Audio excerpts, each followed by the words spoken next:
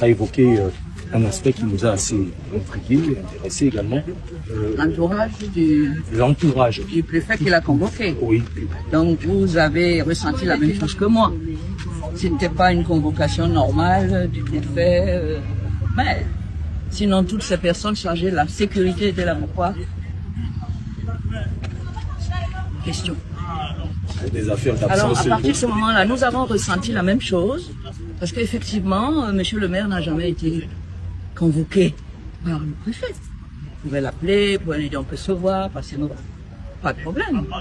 C'est lui qui a fait en sorte qu'on éveille nos soupçons, parce que nous connaissons les méthodes traditionnelles de fonctionnement de notre administration par rapport aux administrés. Nous savons qu'ils n'ont que la force à opposer. Et nous connaissons le contexte de l'après 12 octobre 2027.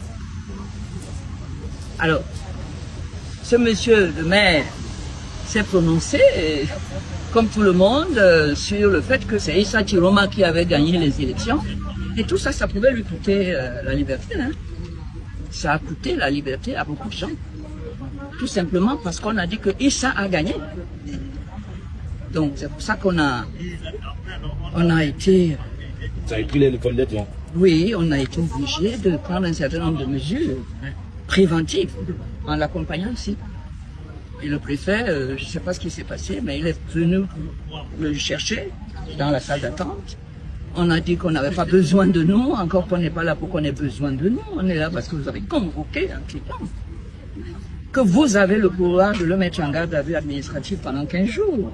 En violation flagrante de ses droits fondamentaux, c'est pour ça qu'on est là. Parce qu'on vous connaît.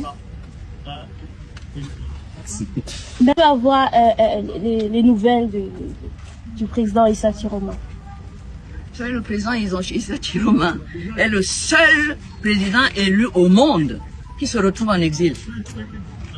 Et le président qui a perdu, qui était candidat, est au palais, là où il doit être. Et il a encore tous les leviers de commandement dans ses mains. Tout ce qu'il fait, c'est essayer d'organiser la chasse aux sorcières pour qu'ils ne reviennent pas. Donc le président Issa Chiroma est en cabale, quelque part. Le président élu du Cameroun est quelque part. Et il va falloir qu'il sache que désormais, le Cameroun, la direction du Cameroun est là où il est. Et on attend qu'il commence à agir comme un président. Parce que c'est là où il est qu'il y a la présidence. Voilà. Maître, moi je pose la question, vous êtes venu en tant que conseil de monsieur le maire. Certes, le sujet que tout le monde attendait n'a pas été évoqué durant monsieur le maire. Ça a été long quand même. Par simple curiosité, qu'est-ce qu'on vous a demandé? Bon, en réalité, je ne peux pas dire que ce n'est pas la même chose. Je ne sais pas ce qui a changé entre temps, mais je peux vous rassurer que une fois dedans, on n'a même pas fait allusion à ce qu'on connaît des sorties. Le préfet m'a demandé pourquoi je ne pars plus au travail à la mairie. Je lui ai dit que je partais au travail. On travaille qu'il y a même des caméras à la mairie. Voilà.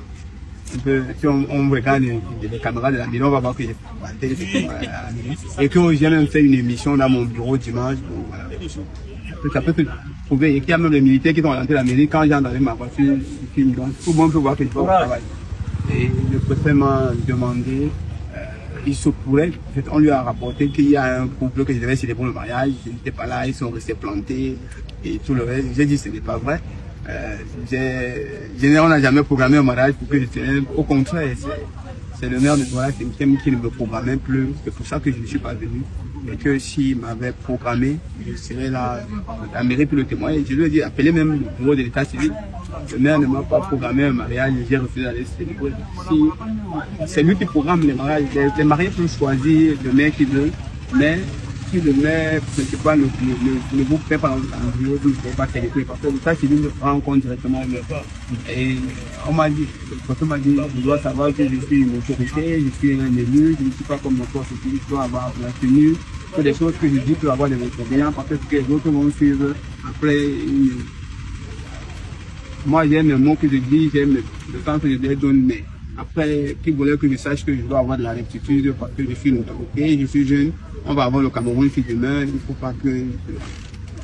des conseils dans ce sens-là. Je lui dis, monsieur, je suis un patriote, j'aime mon pays. Et mon souhait, c'est que les choses deviennent transparentes, que les choses soient vérifiables, qu'on puisse, voilà.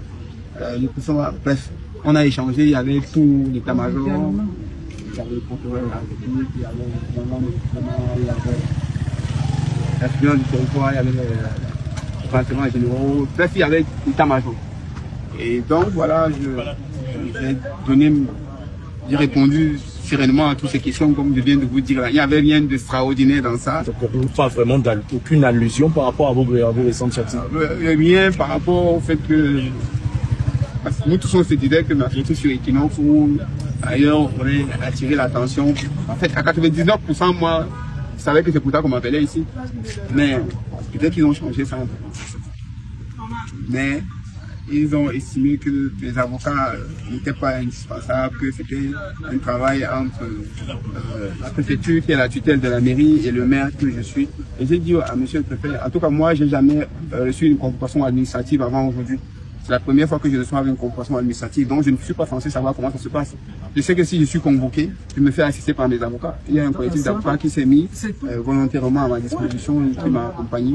Donc je n'avais pas à dire que les gens qui veulent se rassurer que mes droits sont protégés, qui n'ont pas à protéger, qui n'ont pas à venir avec moi. Il dit non, monsieur le maire, mon collègue, on a trouvé mon collègue qui a utilisé mon collaborateur, je sais pas trop. On travaille ensemble.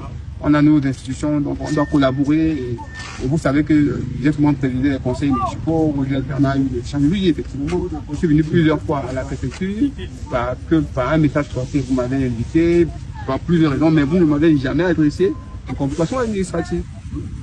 Entre-temps, j'ai eu un malaise. Bon, je peux sauter ça. J'ai eu un malaise. Je m'attendais tellement à quelque chose de trop important, de trop grand. Bon, je suis sorti, il y a moi, le responsable, quelqu'un qui m'a accompagné au toilette, il est sorti. Je suis allé vomir, voilà, on m'a donné 2 petites bouteilles d'eau, je suis revenu, c'était convivial, c'était le préfet qui s'adressait au maire. Voilà.